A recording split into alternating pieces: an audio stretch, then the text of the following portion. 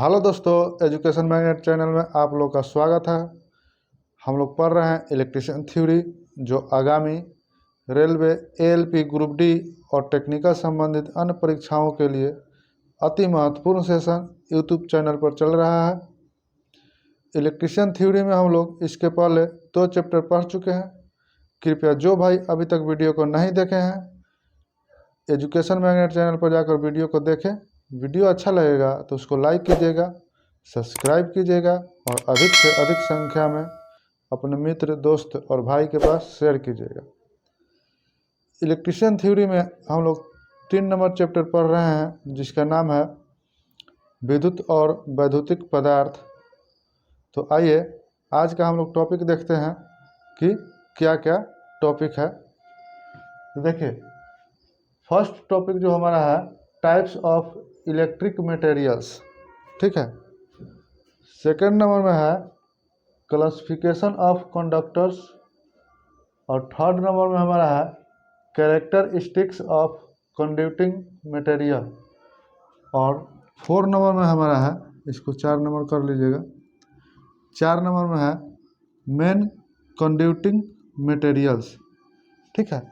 तो सभी प्रकार जितने भी आपका टॉपिक है सभी को बारी बारी से हम लोग अध्ययन करेंगे और समझेंगे कि क्या होता है। फर्स्ट टॉपिक हमारा है टाइप्स ऑफ इलेक्ट्रिक मटेरियल, यानी वैद्युतिक पदार्थों के प्रकार। अब देखिए जी, वैद्युतिक पदार्थों का जो प्रकार होता है यह 3 प्रकार के होता है। 1 नंबर में होता है आपका चालक, और आपका 2 नंबर में होता है अचालक, और आपका 3 नंबर में होता है सी नंबर में अर्धचालक, ठीक है। ये आपका इलेक्ट्रिकल मटेरियल्स है, चालक, अचालक और अर्धचालक। सभी के बारे में हम लोग बारी बारी से पढ़ेंगे कि चालक किसे कहते हैं, अचालक किसे कहते हैं और अर्धचालक किसे कहते हैं। हम लोग देखते हैं फर्स्ट नंबर में कंडक्टर किसे कहते हैं, चालक। तो इसमें थोड़ा सा लिखेगा वैसा पदार्थ जिसमें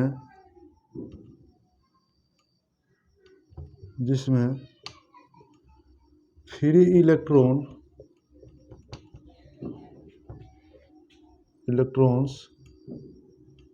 अधिक मात्रा में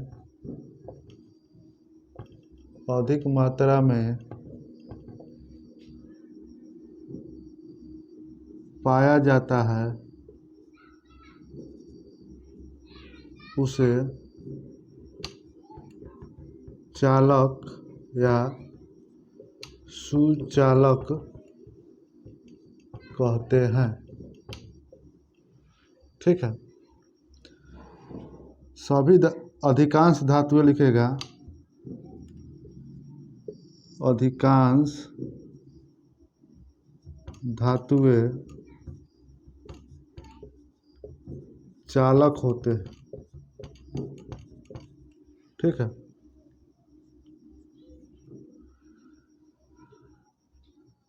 अब देखिए जी, वैसा पदार्थ जिसमें फ्री इलेक्ट्रॉन्स अधिक मात्रा में पाया जाता है उसको हम लोग क्या बोलते हैं, चालक बोलते हैं, ठीक है। अधिकांश धातुएं चालक होते हैं, जैसे में आपका हो जाएगा सोना, चांदी, ठीक है, एल्यूमिनियम, ठीक है, कॉपर यानी तांबा, पीतल आदि। ये सब क्या है, चालक पदार्थ हैं। अब देखिए, किसी भी चालक पदार्थ के परमाणु के नाभिक के बाहरी कक्षा जो होता है उसमें जो इलेक्ट्रॉन्स की संख्या होता है 1, 2, 3 या 5, 6, 7 और इतना इलेक्ट्रॉन्स रहता है, ठीक है। तो उसको हम लोग क्या बोलते हैं, उसको हम लोग चालक बोलते हैं।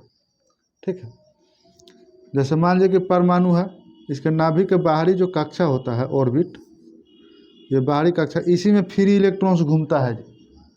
जो पदार्थ चालक होता है उसके परमाणु के नाभिक के बाहरी कक्षा में फ्री इलेक्ट्रॉन्स, यहाँ प्रोटॉन और न्यूट्रॉन अंतर आणविक बल के द्वारा नाभिक में बंधे होते हैं, और इलेक्ट्रॉन जो होता है फ्री इलेक्ट्रॉन वो ऐसे घूमते रहता है। घर का जो लड़का होता है वो बिना कामिल जो होता है वो फ्री में ऐसे ही घूमते रहता है, कोई कहूँ लेकर चला जाएगा तो चला जाता है। ठीक है, उसी तरह ये इलेक्ट्रॉन्स है, परमाणु के नाभिक के सबसे बाहरी कक्षा में ऐसे ही फ्री में घूमते रहता है। और घूमता है, जानता है कह रहा है, खोजता है कि कौन संगत हमारे साथ मिलेगा ना तो उसके साथ हम संगत बना लेंगे। ठीक है, तो या तो इसके नाभिक के बाहरी कक्षा में एगो इलेक्ट्रॉन्स रहेगा, या आपका 2 गो रहेगा, या 3 गो रहेगा, या 5 रहेगा, 6 रहेगा, या 7 रहेगा। यानी कहने का मतलब है कि इतना इलेक्ट्रॉन्स अगर रह रहा है तो उसको हम लोग क्या बोलते हैं, चालक बोलते हैं। और यही फ्री इलेक्ट्रॉन्स किसी दूसरे पदार्थ के नाभिक के बाहरी कक्षा में क्या करता है, जो फ्री इलेक्ट्रॉन्स घूमता है उसके साथ क्या करता है, संगत बनाता है। मान लीजिए कि यहाँ पर 7 गो है, इसमें इसके नाभिक के बाहरी कक्षा में 7 इलेक्ट्रॉन्स है, तो इसको कक्षा पूरा करने के लिए 1 इलेक्ट्रॉन्स चाहिए। तो दूसरा एक और पदार्थ है, उसके परमाणु के नाभिक कक्षा में नाभिक के बाहरी कक्षा में 1 इलेक्ट्रॉन्स है, तो उसे कहेगा भाई तुम हमको 1 इलेक्ट्रॉन्स दो कि हमारा 8 गो मिल जाएगा, हमारे पास 8 गो इलेक्ट्रॉन्स हो जाएगा, तो कक्षा पूरा हो जाएगा।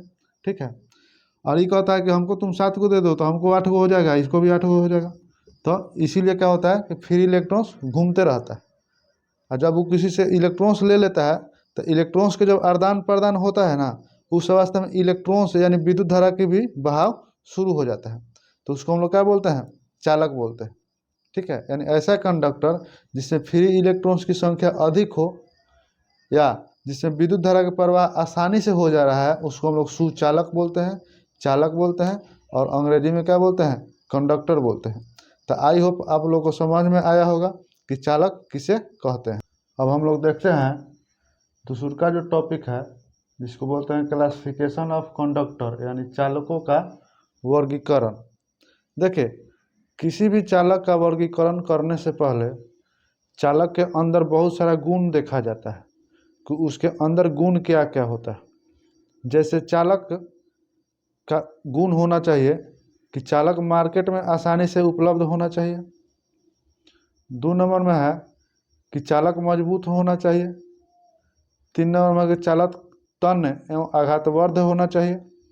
ठीक है, नेक्स्ट है कि चालक का मूल्य कम होना चाहिए, और उसके आगे जो है उसका गुण है कि चालक पर वातावरण का प्रभाव बहुत कम पड़ना चाहिए, और किसी भी चालक में प्रतिरोध या प्रतिरोधकता जिसको बोलते हैं उसका मान कम होना चाहिए, और चालकता का मान ज़्यादा होना चाहिए। तभी आप किसी भी चालक का मतलब क्लासिफिकेशन कर सकते हैं।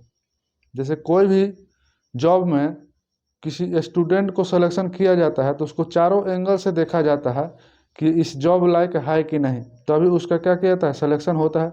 फिजिकल टेस्ट देना पड़ता है, आपका क्वालिफिकेशन टेस्ट देना पड़ता है, आपको एग्ज़ाम में अच्छा नंबर लाना पड़ता है। ठीक है, तभी ना उसके बाद मेडिकल होता है, उसके बाद डॉक्यूमेंट वेरिफिकेशन होता है, उसके बाद उसको देखा जाता है कहीं इस पर केस उस तो नहीं चल रहा है, तभी ना उसको जॉब दिया जाता है जी। तो उसी तरह किसी भी कंडक्टर को यूज करने से पहले उसको क्या किया जाता है कि अलग अलग प्रकार से देखा जाता है कि इसमें मजबूती है कि नहीं, ये मार्केट में आसानी से उपलब्ध होगा कि नहीं होगा, इसमें आपका क्या बोलते हैं कि कंडक्टर का गुण, कंडक्टेंस का गुण कितना है, प्रतिरोधकता का गुण कम होना चाहिए, गलनांक बहुत लो नहीं होना चाहिए। ठीक है, तो ये सब चालक का अलग अलग गुण होते हैं। तो कहीं भी चालक प्रयोग करने से पहले उसका गुण को पहले देखा जाता है। ठीक है, तो अब आइए हम लोग पढ़ते हैं कि क्लासिफिकेशन ऑफ कंडक्टर, यानी चालकों का वर्गीकरण कितने प्रकार से किया जाता है। देखिए जी, चालक का जो वर्गीकरण होता है वो 3 प्रकार से किया जाता है। पहले का होता है ठोस, ठीक है, 2 नंबर में होता है द्रव, और तीसरा होता है गैस। तो आइए पहले हम लोग ठोस के बारे में देखते हैं। देखिए, ठोस चालक जो होता है इसका आकार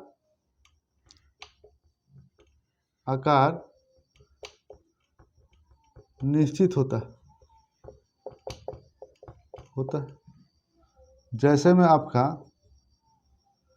सोना हो गया, चांदी हो गया, ठीक है, तांबा हो गया, लोहा हो गया, और भी आदि चालक ठोस में आते हैं। ये सब जो चालक होता है इसको ठोस बोला जाता है, ठीक है। तो ठोस जो चालक होता है वो आपका सोना हो गया, चांदी हो गया, तांबा हो गया, लोहा हो गया, आदि हो गया।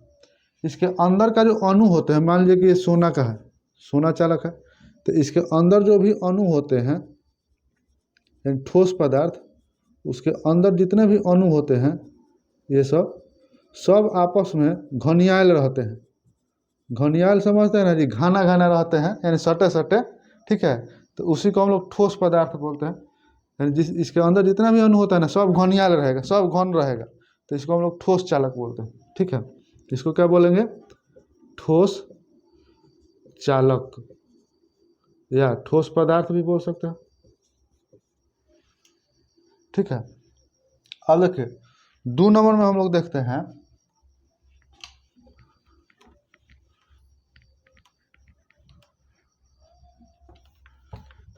इस चालक में होता क्या है। 2 नंबर में आपका लिक्विड में कि इसका आकार निश्चित नहीं होता है, यानी आकार निश्चित नहीं होता। जैसे में आप लीजिएगा एग्जाम्पल में, तो आपका H2SO4 H2 हो गया यानी जल, ठीक है। उसके बाद आपका सिल्वर नाइट्रेट हो गया, सिल्वर नाइट्रेट, और भी आदि आते हैं। ये आपका लिक्विड हो गया। इसमें ठोस का गुण नहीं होता है, इसमें क्या होता है? पिघलना का गुण होता है, यानी लिक्विड बहाव का गुण होता है, ठीक है। तो जैसे आपका जल हो गया, ये भी एक प्रकार के चालक है, और सिल्वर नाइट्रेट हो गया, ये भी एक प्रकार के चालक है, और भी आपका द्रव्य चालक आते हैं। अब देखिए इसका कंस्ट्रक्शन देखिएगा, मान लीजिए कि ये क्या है? द्रव चालक है, द्रव चालक। तो इसके जो अंदर द्रव में जो होता है, इसके अंदर जो अणु होते हैं ना, कुछ दूर दूर पर हटे हटे रहते हैं। ये देखिए कुछ दूर दूर पर हटे हुए रहते हैं, ठीक है। तो ये द्रव का गुण होता है।